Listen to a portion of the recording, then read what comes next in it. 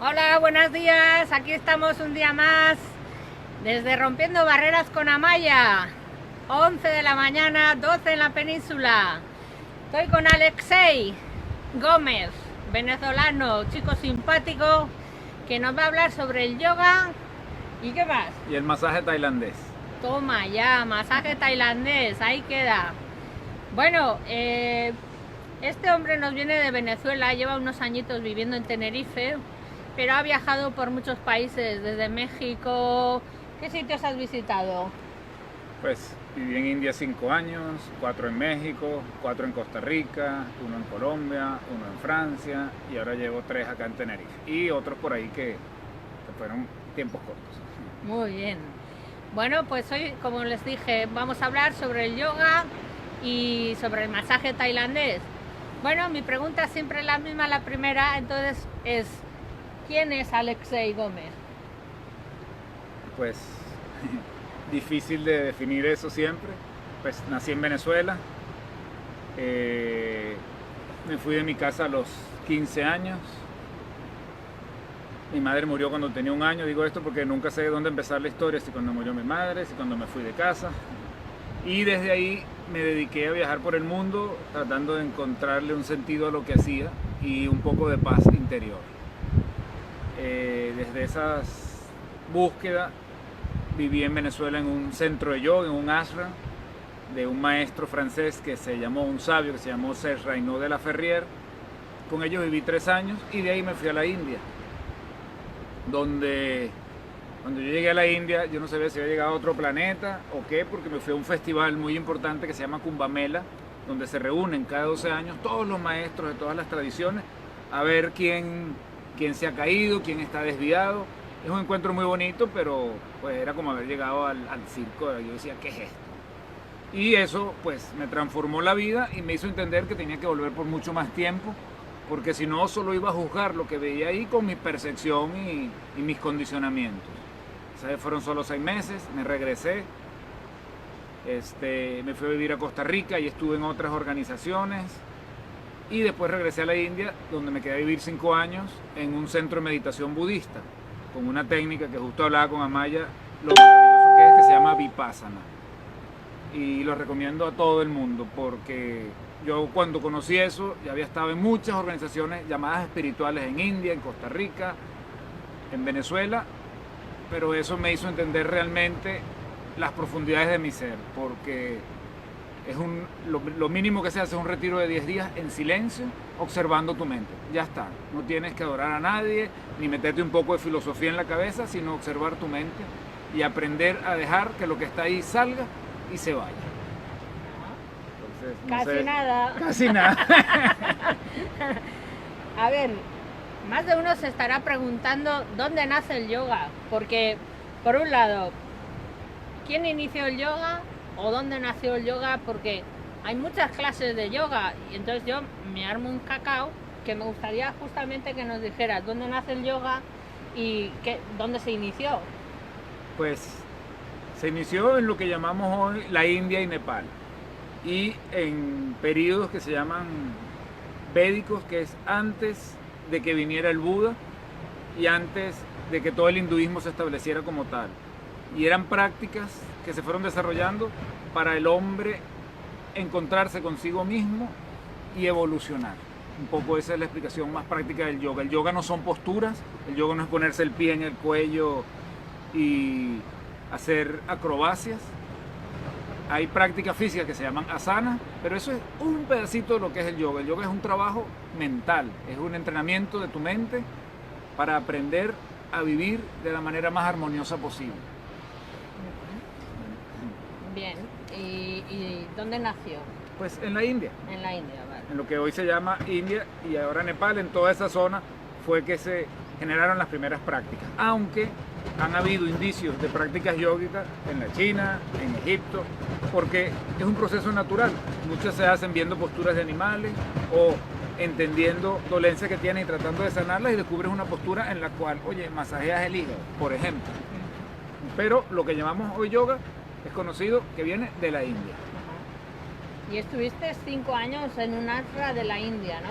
Sí, ¿Qué te aportó esa experiencia de estar 5 años, bueno, con otra lengua, con otra gente, con otra cultura como la India? Pues era mi tercer viaje a India y estuve 5 años en un centro de meditación budista. Este tipo de meditación no era lo que se llama Arran, que es más del hinduismo, en el que hacen yoga. Ya había estado en uno, pero en este me aportó un cambio radical en mi vida, porque estar 5 años practicando esta meditación te lleva a confrontar aquellos aspectos de tu vida que nunca has querido contactar, que siempre has evadido, tomándome un vaso de agua, hablando con un amigo, tomando licor, consumiendo droga. Siempre lo evades de alguna forma, saliendo a pasear, porque hay cosas que no puedes manejar. Entonces esta técnica te ayuda a observar eso y a liberarte de eso. No es una técnica que viene del Buda, sí, pero tú no tienes que hacerte budista ni estar pensando en el Buda. Tienes que aprender a observar tu mente. Entonces, ya yo cuando llegué ahí había estado como en 7 organizaciones diferentes, en India, en Costa Rica, en México fui después, y todas me aportaron algo. Obviamente, estar 3 años en un ashram en Venezuela practicando yoga me dio un cambio en mi vida, empezando a practicar el vegetarianismo, todo esto, pero en lo profundo seguían las mismas contaminaciones, los mismos patrones. Bastaba que se dieran las condiciones y estaba yo otra vez en mi cabeza como un caos. Entonces esta técnica me permitió dar un paso realmente considerable en mi vida. No es que más nunca tuve caos, pero después de eso, cuando entré en caos, lo supe manejar diferente. No me arrastraba al abismo como viví toda mi adolescencia. Y cuando fuiste a Sri Lanka, a Birmania, Nepal, fuiste a varios centros budistas ahí también. Sí. ¿Qué diferencia había entre ir a estos países o cuando estuviste en la India? ¿Había similitud o no había? A ver, la Vipassana es una técnica que donde yo la practiqué en India, la practican de una forma. En todo el sureste asiático, en los países donde se practica el budismo Theravada, que es el budismo, significa lo que hablaban los ancianos. Es el budismo en su más pura forma, como la enseñó el Buda. Hay muchos estilos de Vipassana.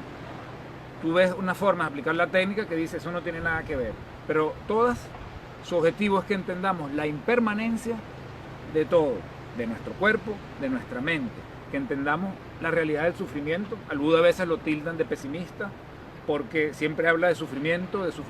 En Pali, que es la lengua en que dio las enseñanzas, se dice dukkha, que es sufrimiento. Entonces él dice que mientras no hagamos un trabajo profundo para liberarnos de todos nuestros condicionamientos, no nos queda otra sino sufrir, de una manera o de otra. Nos encontramos con quien no queremos, con quien queremos encontrarnos no podemos, la gente que amamos se muere, lo que queremos lograr en la vida no lo logramos, viene la enfermedad, el dolor y la muerte. Por más que uno viva aislado en una felicidad ficticia, el sufrimiento siempre nos va a alcanzar tarde o temprano. Entonces él quiso encontrar una forma de liberarnos realmente. Entonces, en estos otros centros de meditación aplicaban la técnica de una manera diferente. Yo, después de vivir 5 años en esta escuela, decidí, y la vida me ayudó obviamente como siempre, a viajar a Birmania, Nepal, Sri Lanka, y ahí practicar con otras escuelas, lo que me hizo entender en mayor profundidad lo mismo que yo hacía. Yo me quedé practicando en la tradición que viví en India, pero exploré otros monasterios y me hizo ampliar mucho mi visión de lo que era la técnica y de lo que es lo que se llama budismo. Ahora viene una pregunta un poco así rarita. ¿Qué es el Sangha? Ajá. El Sangha o la Sangha, eso significa en sentido estricto la comunidad de monjes que vivía con el Buda en el tiempo del Buda. Pero realmente significa la comunidad de todos los que practican el camino de la liberación. Se usa en yoga, se usa en muchas tradiciones. Es simplemente la comunidad de aquellos que nos estamos dando apoyo para avanzar en un camino. Eso es la Sangha. Y el Buda, en el budismo hay una trinidad como lo hay en el cristianismo. En el budismo es el Buda, la Sangha, que es la comunidad, y la enseñanza. Ellos siempre toman refugio en esas 3 cosas. Y el Buda decía, todo es maravilloso, yo soy maravilloso, la enseñanza es maravillosa, pero lo más importante es la comunidad. Porque si no nos ponemos el hombro para ayudarnos, no hay Buda que nos salve. Claro. ni hay enseñanza que nos salve. En los momentos de debilidad es el hermano que está al lado que me dice, hey, ven Amaya, vamos a darle, no te quedes. Y Amaya, vale, da un pasito y después ella agarra fuerza. Eso es la sangre. Ajá. ¿Y el Dhamma? El Dhamma es en lengua pali, más se conoce en sánscrito, que es Dharma. Es una palabra que tiene muchos significados. Significa la enseñanza, significa la ley de causa y efecto, significa, han oído hablar del karma. Entonces el karma es simplemente, significa efecto, es el efecto que viene de alguna causa. Entonces el Dharma te habla de la ley de causa y efecto. Eso es en sentido general lo que es el Dhamma. Bien, ahora otra preguntita de las mías. ¿Qué es la liberación del mukti? Mukti es una palabra en sánscrito que significa liberación. ¿A qué liberación se refiere el Buda cuando habla de nirvana? En yoga también se habla de liberación. Ellos se refieren a la liberación de todos los condicionamientos mentales que nos mantienen esclavos sin darnos cuenta. Porque yo soy así. No hay un yo soy así. Somos la pura libertad, la pura posibilidad de ser. Pero estamos atados por ideas, conceptos, experiencias. Entonces, la liberación, el mukti es la liberación de todos los condicionamientos que traemos. Eso es fácil decirlo, pero explicarlo puede llevarnos varias entrevistas con Amaya. Bien, con el mukti se pueden liberar distintos problemas generacionales o transgeneracionales. Claro, es que si no, no hay liberación. Ahorita hay en boga algo maravilloso que se llama constelaciones familiares, en el que vemos cómo cosas que hicieron nuestros abuelos, que ni sabemos, nos terminan condicionarnos a comportarnos de una manera que yo creo que yo soy así porque Alexei es así y no, simplemente es una herencia espiritual que traemos. Entonces, el Buda decía, si yo no reconozco eso y me libero de todo eso, estoy siendo esclavo sin ni siquiera tener idea que lo soy. Entonces, la idea es que con esta práctica, tarde o temprano, no es algo que se logra en un curso de 10 días, aunque hay personas que lo han logrado, te vas a liberar de todos tus condicionamientos. Y esto es parte de la filosofía oriental, el renacimiento, y ya no vuelves a renacer. Esa es la liberación total, en que ya tú no tienes nada que saldar con el pasado y ya cuando lo que se llama morir sucede, ya no vuelves a este mundo. Para ellos tú vives reencarnando mientras tengas cuentas pendientes, mientras tengas eso que tú dices que traes del pasado. Entonces la liberación real y total es esa. Eso puede durar mucho tiempo.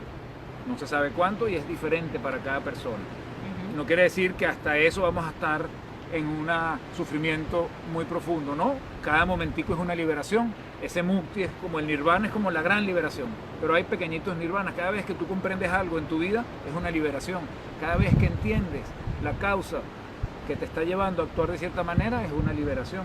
Y ahí vamos, como dándole hachazos a un árbol y el árbol sigue ahí, oye, y le das, pero tanto trabajo que yo he hecho, tanta terapia, tanta meditación y sigo con esto. Pero ahí le vas dando hasta que un día, de un hachazo que no sabes qué es, cayó el árbol. Un poco esa es como la idea. Porque ellos hablan que eso que traemos de antes se llama sankara, que significa semilla. Entonces es una semillita que traemos ahí, latente. Hasta que las condiciones estén, aflora. De repente el que era un casi santo se convierte en un monstruo. ¿Por qué pasa eso? Porque traemos semillas del pasado que ni nos imaginamos. Cuando están las condiciones, como una semilla, el sol, el agua, el viento, cuando se dan las condiciones, un sonido, un color, una temperatura, las personas, surgen cosas de nosotros que no nos imaginamos. No todas tienen que ser malas, Claro. pueden ser muy buenas. Hay personas que se han iluminado así, como San Pablo, como el apóstol, era un soldado romano y de repente en un momento se convirtió en uno de los más grandes seguidores de Jesús. Y así hay muchas historias en el budismo. Entonces, pues, Bien, ahora quería tocar un poquito lo del masaje tailandés, porque yo personalmente no tengo idea de cómo es o dónde lo aprendiste tú o qué nos puede aportar el masaje tailandés. Háblanos un poco de todo ello. el masaje tailandés, lo más bonito y divertido que se puede decir para empezar es que no es un masaje y no es tailandés. Ah, vale. ¿Por qué esto? Porque el masaje tailandés es una técnica que se desarrolló en la India en los tiempos del Buda.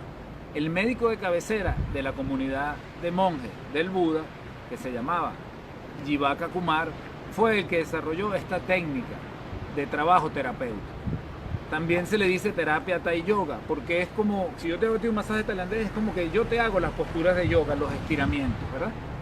Entonces eso se creó en India.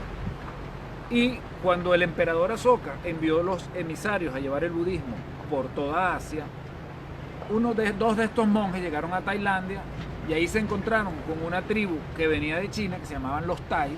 En ese entonces esa zona se llamaba el Siam, y se unieron dándole paso a lo que hoy se conoce como masaje tailandés en Occidente. Allá no tiene ese nombre, allá es una terapia que está inmersa en la filosofía budista, como la meditación, como el Ayurveda. También tiene mucho de Ayurveda, porque este doctor Jivaka Kumar también se dice que es uno de los padres del Ayurveda.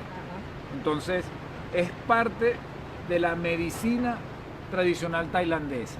Allá tiene un nombre, y una de las traducciones más bonitas es que todo aquel que yo toque pueda sanar. Entonces no es simplemente ajustar un tobillo, hay gente que lo puede asumir así, no, es todo un ajuste de todas las estructuras físicas y emocionales. Entonces eso es como el origen, ¿verdad? Que ¿dónde lo conocí? Yo estuve en Tailandia y conocí allá el masaje tailandés, pero lo aprendí en México, porque yo después de la India me fui a vivir a México, viví allá 4 años, tuve un centro con unos amigos y allá trajimos al maestro de la India. Es un gran maestro que vino a México durante 3 años y por 3 años nos dio la formación. Ahí lo aprendí. ¿Y qué es lo que te gusta del masaje Thai o qué te aporta a ti personalmente? Bueno, es un masaje. Yo antes de aprender masaje tailandés ya practicaba masaje relajante. Cuando conocí el masaje tailandés, me llevó varios años volver a hacer el otro masaje, porque creía que realmente no servía de nada simplemente amasar músculos o desbloquear nudos, a todo este trabajo holístico e integral que hacemos con el masaje tailandés, donde ajustamos toda tu estructura ósea, nivelamos tu sistema nervioso, endocrino, circulatorio. Entonces es un trabajo muy completo. No, eso necesito yo a saco. Pues, y además tiene algo maravilloso, que es tan beneficioso para el que lo da como para el que lo recibe. En un masaje normal tú te puedes agotar, estar todo el día ahí usando músculos. Aquí trabajas con la gravedad, trabajas con tu peso corporal, usas palanca. Entonces, si un terapeuta de masaje Thai trabaja de manera adecuada, él se energetiza al trabajar, porque está haciendo un trabajo de ajustes en su propio cuerpo mientras le hace ajustes al otro. Y esto es muy acorde con la filosofía budista, que no tiene nada que ver con el sacrificio, como a veces en el cristianismo tenemos bastante de eso. En un terapeuta Thai no puede estar trabajando si él no se está recibiendo un beneficio inmenso. Él tiene primero que estar feliz y cómodo para trabajar, para entonces darle un beneficio al otro. Porque si estoy en una postura, ay, que me está doliendo, muy difícilmente voy a estarle transmitiendo amor o afecto a la persona con la que estoy trabajando. Otro nombre que se le da es tocar con amor, en el sentido de que esto nos ayuda a entender de que no es un trabajo físico, como el yoga no es un trabajo físico. El que usa el yoga para rebajar o para hacer ejercicio, está muy bien que lo haga, pero no se da cuenta los inmensos beneficios que le trae el yoga. Igual es el masaje tailandés. El masaje tailandés te ayuda a reevaluar incluso patrones mentales y psicológicos. Obviamente, alguien te pide un masaje de 1 hora y tú le vas a decir, vamos a trabajar tus patrones mentales y psicológicos, te va a mandar a correr. Y no, yo vengo a que me arregles aquí. Obviamente uno no puede obligar a alguien, pero alguien que se queda avanzando en este camino tiene que profundizar en su mente y sanar interiormente. Muy bien.